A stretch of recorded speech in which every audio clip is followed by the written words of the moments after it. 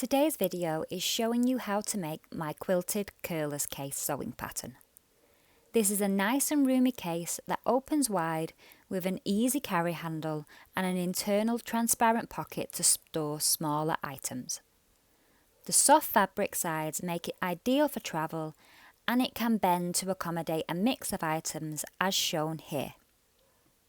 You can find the link to download this pattern in the description below in a PDF format. No waiting, you can get straight to work.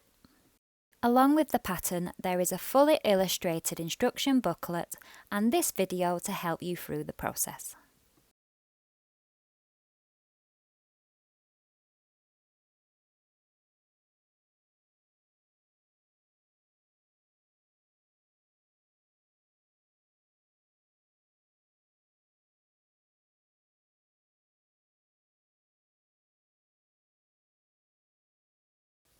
To make your quilted curlers case, you will need the following material. Your main fabric should be a stable, light to mid-weight woven, such as a quilting cotton. It is possible to make it in heavier fabrics like denim, cord and canvas, but you should consider the capabilities of your own sewing machine and sewing experience.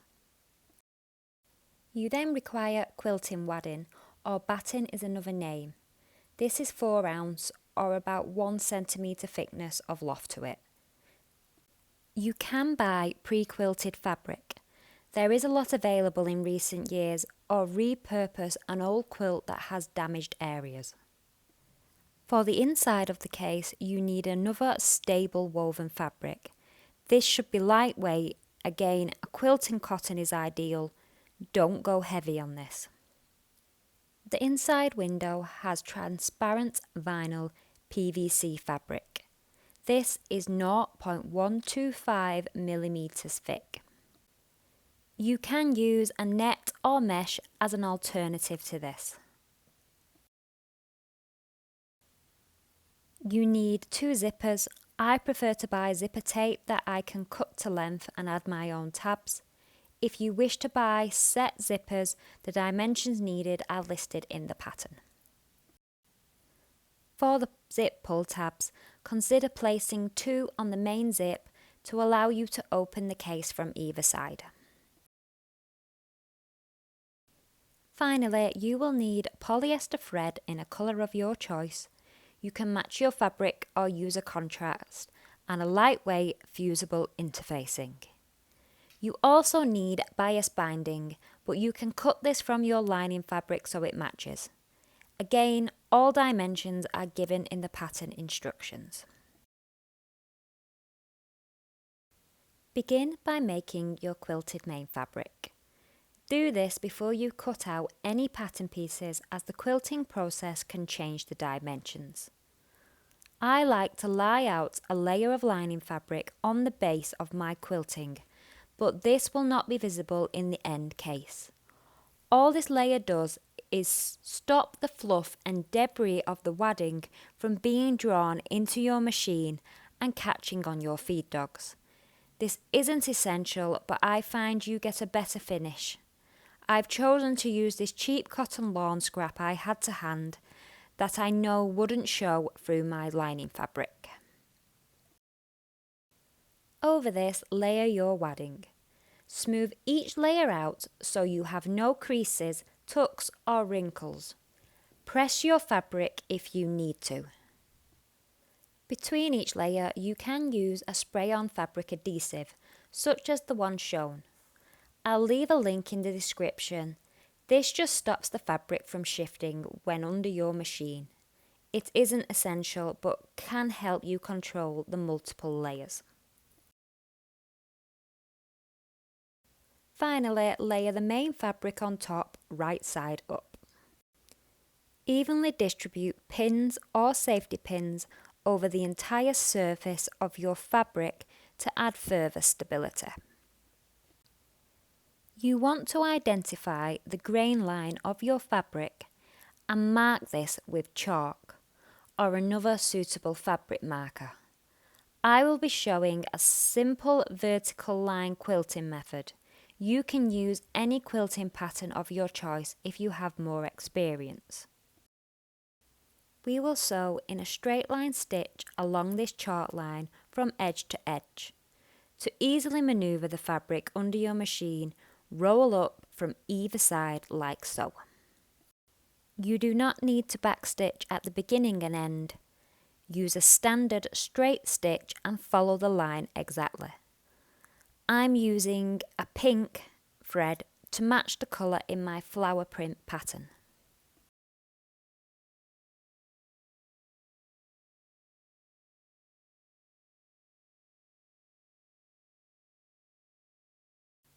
To form the next line, you can either draw the next line with chalk at an even interval from the first line. Once you have a line of stitching on your quilting, I recommend you use this as your official straight line and work from it for the neatest parallel line finish. The fastest way is by using a quilting arm. They look like this and some machines will come with them. You can buy them fairly cheap online and I have linked some examples. Do check your machine manual before you buy to ensure they are compatible. The arm inserts into the foot and you lock it in place at a set distance of your choice. I have used a 1-inch distance here and I'm using the measurements on my machine's plate to set this. To sew the next line, align the tip of the arm with your first row of stitching. We'll repeat this, moving along in turn till we reach the edge of the fabric. You then move the arm onto the other side at the same distance and repeat the process to the opposite edge. This is a really simple straight line. It's not hard, just take your time and be patient. You are left with a lovely quilting effect at the end.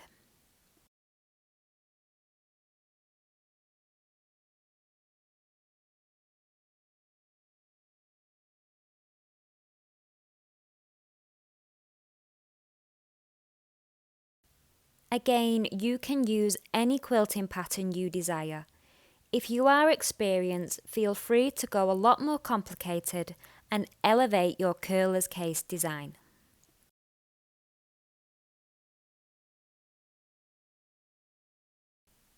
Once you have this prepared, you can cut your pattern pieces as instructed. Interface all pattern parts that require it before you begin constructing according to the instructions. I did not use any interfacing making this sample and wish I had, so that is why you won't see it during the video. We start with the inside pocket and we're sandwiching the short edge between two vertical pocket edge strips, with the right sides facing each other. Use clips to not put holes in your vinyl as they will be permanent. Sew with a 1 cm seam allowance. We are doing this for both sides.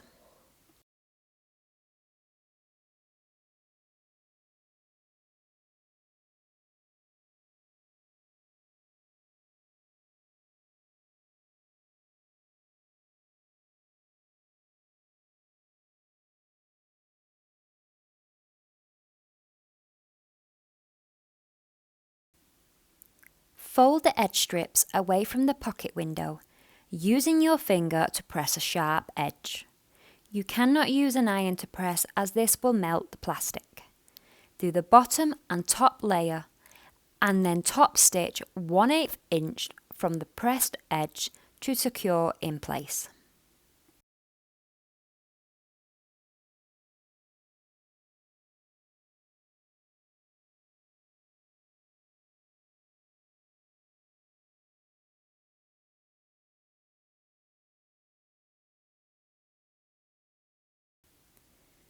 Repeat this full process for the horizontal pocket edge strips. This time you are covering the pocket window and the 2 edge strips just added.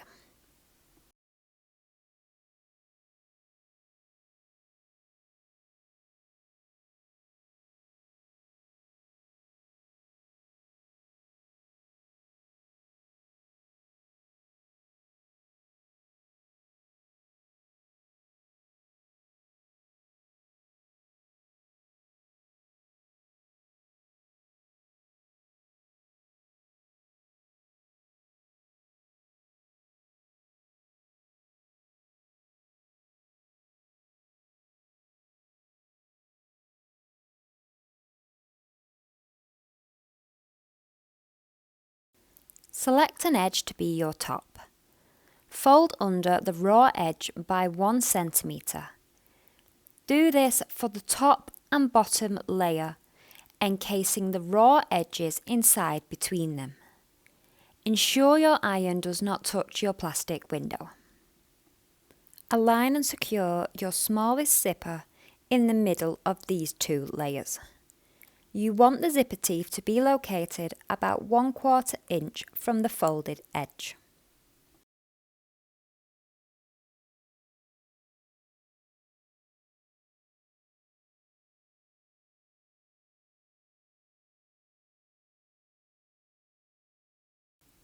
Sew this edge with a 1/8 inch seam allowance from the folded edge. Use your zipper foot on your machine for the best result. Finally, we apply the remaining 2 horizontal pocket edge strips onto the other side of the zipper tape. As with the pocket window, we are sandwiching them right sides facing in around the zip tape. Sew with a 1 cm seam allowance and your zipper foot. Press back both layers and secure in place with the top stitch at 1/8 inch.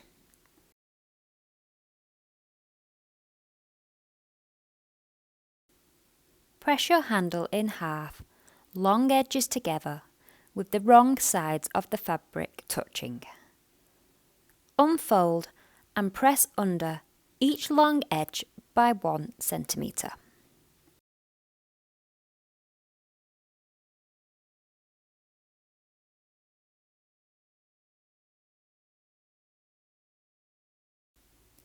Place your handle wadding into your main fabric, aligning with the centre pressed edge. Ensure the 1 cm fold is over the top of the wadding. Close your handle, aligning the folded edges. We will sew up either side, beginning with the open edge, using a 1/4 seam allowance.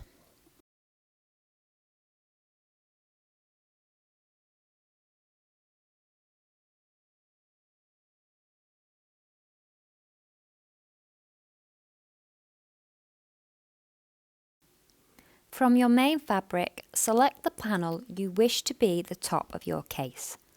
Mark the centre of the 2 short edges. Align the short edges of your handle in the centre to these points. Measure 4 cm from the edge and mark with chalk in a straight line across your handle. The handle will not sit flush with the fabric in the middle. This is where your hand will go. We are going to sew from the outer edge along the top stitching already on the handle to the 4 cm line. We will then pivot at this point and sew across to the opposite line of handle top stitching, where we will pivot again and return to the outer edge.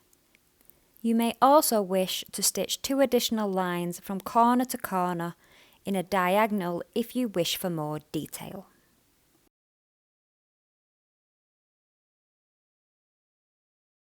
At this point, pin down your handle in the centre for ease going forward. Align your lining fabric with your top and bottom panel, wrong sides touching one another. Working from the main fabric side, sew around the outer edge with a 1/4 inch seam allowance.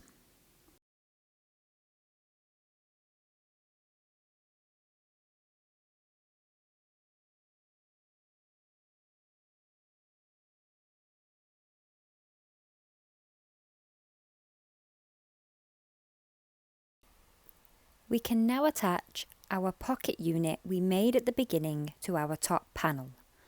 Align this on top of the lining side. Your pocket unit will be larger than your top. This is intentional to allow you some allowance during the construction.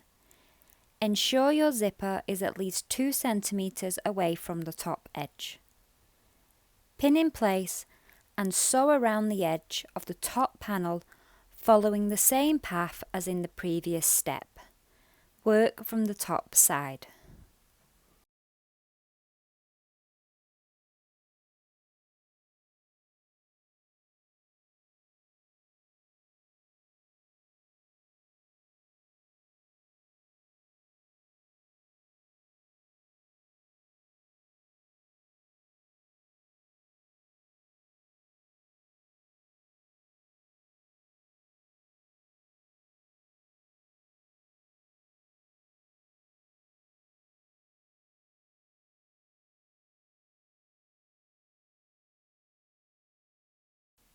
trim the excess material.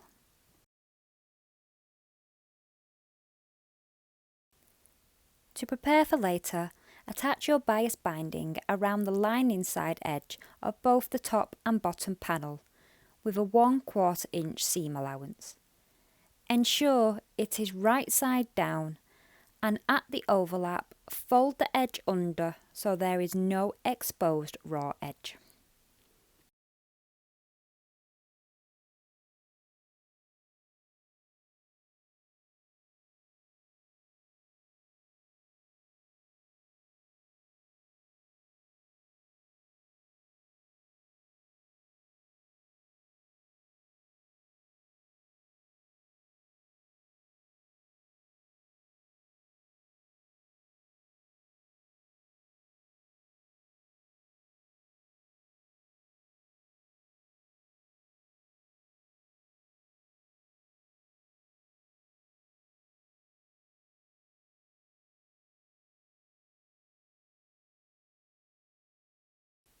Taking your longest zipper, align it to the top edge of your lower zipper edge main fabric. The zipper needs to face the right side of the fabric. Your zipper will be longer than your fabric. This is intentional and you should align the centre points. On top of this, align the corresponding lining fabric right side down. The zipper is sandwiched between the two pieces of fabric. Sew with a 1 cm seam allowance using your zipper foot.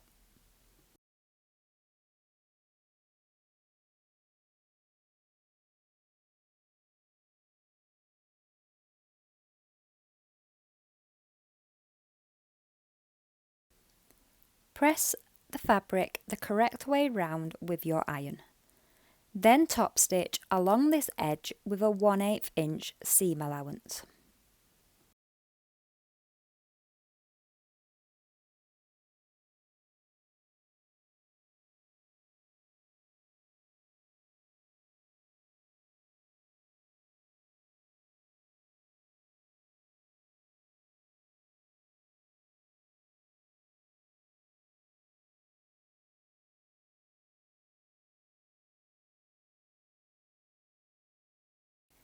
Repeat this full process for the top edge. Align the fabric so it will form one large rectangle.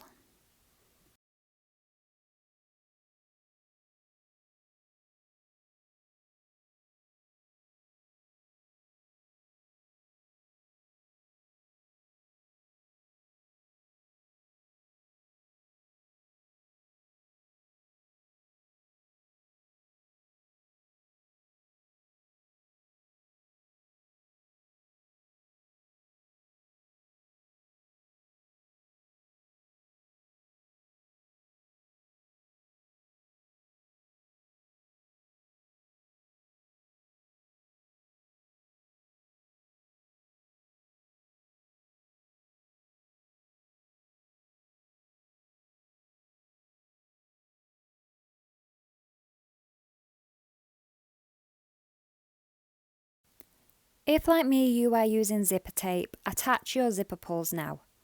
I have a tutorial on how to convert your zipper into a double tap if you want.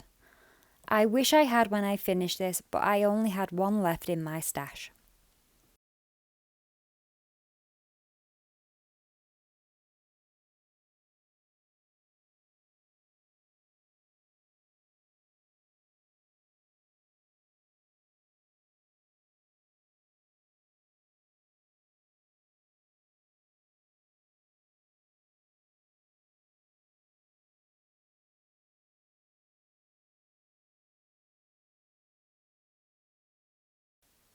Align your back joint with the short edge.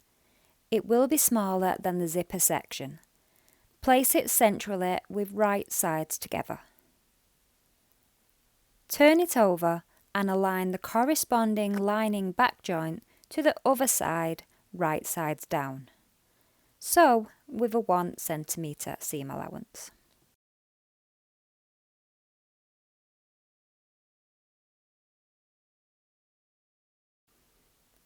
Fold the fabric the right way out and use a ruler and chalk to mark the zipper location on the other side of the back joint. This next stage looks more complicated than it is. We're going to repeat this process on the other side of the back joint, but we have to do it with all the fabric inside to hide the raw seams. To begin, align the remaining short edge to the back joint main fabric only. Pin or clip into place. Remember to match the zipper correctly to the chalk mark. The lining is still loose at this stage.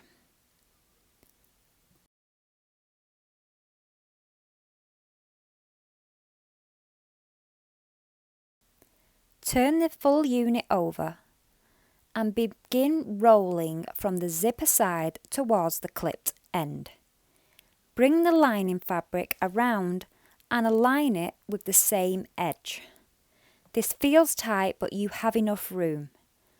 Sew along the edge with a 1 cm seam allowance. I find it easier to use my zipper foot here.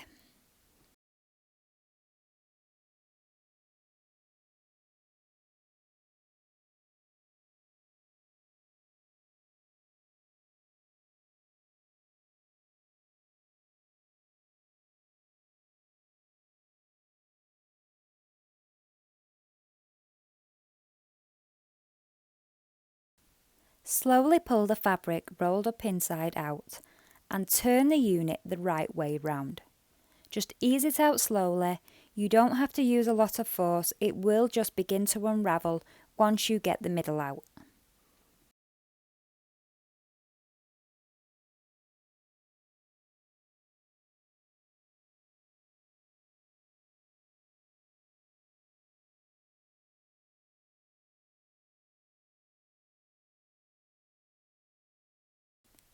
Press this flat, align the lining and main fabric along the edges using pins.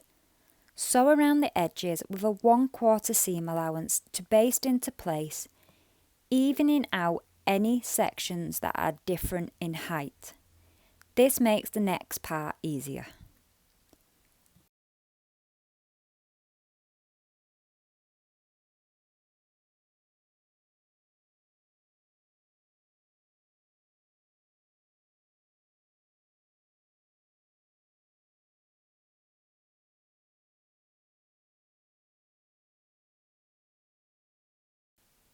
Trim the excess off afterwards. Your zipper section is now an equal depth to your back joint.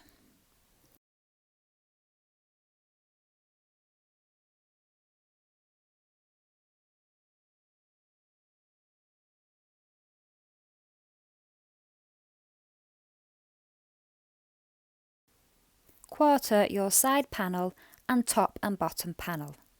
This means to find the middle of each side and divide the sides into 4. I mark with pins. On the side panel, ensure one of your quarter points is in the middle of your back joint. You can measure to complete this. I find it easier to fold it flat and mark the folds, then to align the pins and mark the new folds.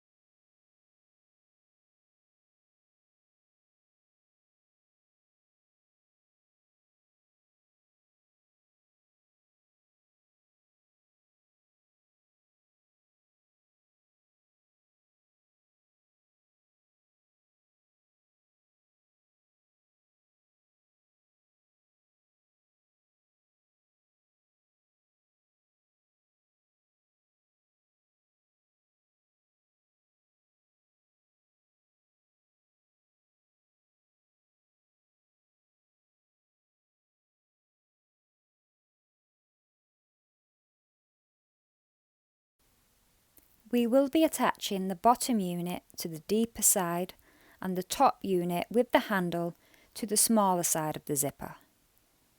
During this point, you need to decide what direction you want your zipper to be in your lid.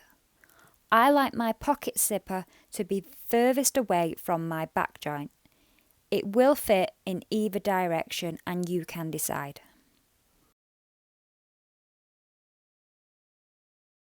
Turn your side panel the wrong way round. Starting with the base panel, always begin at the back joint panel quarter marker and align it to the long edge of your bottom panel, right sides together. Pin these points together. Work your way around, matching up the quarter points one by one. You'll see the shape beginning to form, and it will make more sense once all 4 points are in position.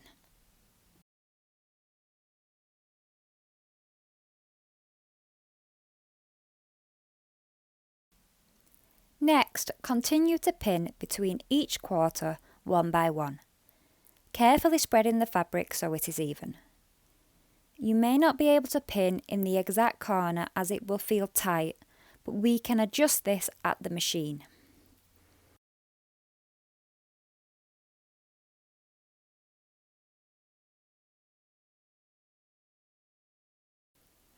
Sew with a 1 cm seam allowance using your zipper foot.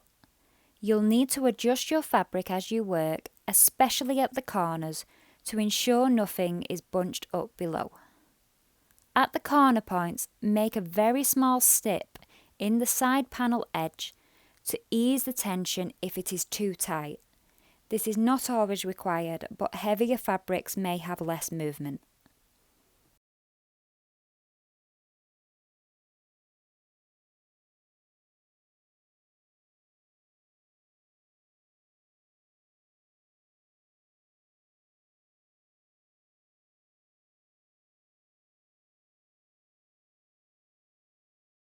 Fold the case out the correct direction to check for any puckers or tucks that need correcting before proceeding to the next step.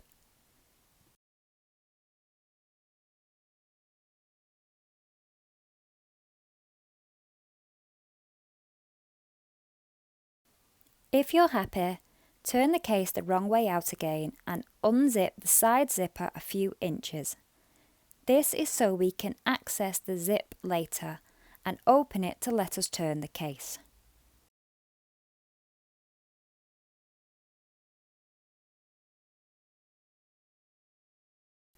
Repeat the process attaching the top panel to the open side. Again, align the back joint to the long edge first, and this time think about what direction you want the pocket zipper access to be on your open case to decide which long edge you choose. Sew with a 1 cm seam allowance.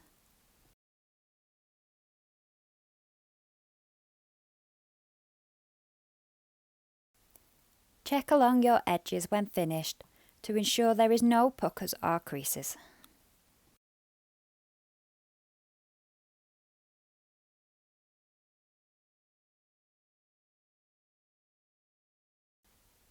The case is now complete, but we have to take care of the raw edges inside. We've already prepared our bias binding ready to do this. Begin by trimming the raw edges down to about 1/4 inch. Fold your bias binding under and around the raw edge. We will sew on the raw edge 1/8 inch from the seam. This way, there is no marks on the exterior of the bag from this step.